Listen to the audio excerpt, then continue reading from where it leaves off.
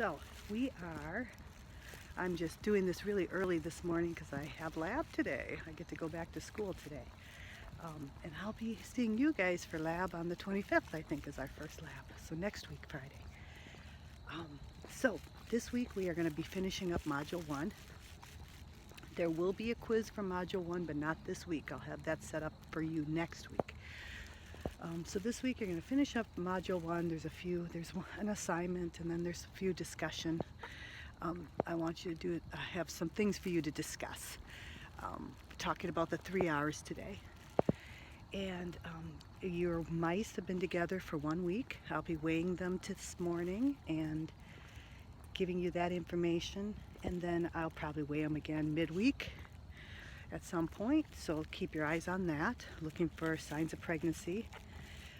Keep in mind that one sure sign of copulation would have been a vaginal plug, but that happens right after copulation, and that gets absorbed by the female's body within a few hours. So unless we're checking those mice continuously that first 24 hours after being put together, we wouldn't see that.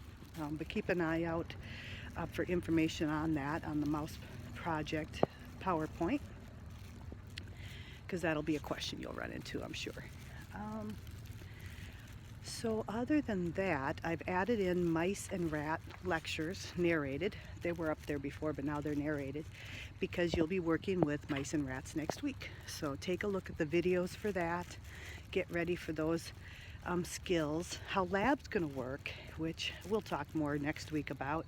But generally, you're going to come in, we'll do a review session about the information of the species that we're working with and the skills that we're working with.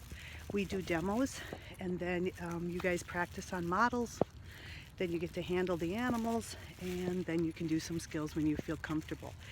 My rule is you can do what we call here at Madison College air in the hair injections. So you take a bare syringe, no needle, you restrain the animal, and you go through the entire process as though you're giving a real injection. And when you can do that with the animal being under control and being in a safe manner, then you can go ahead and put a needle and do the real injection. So kind of think about it that way.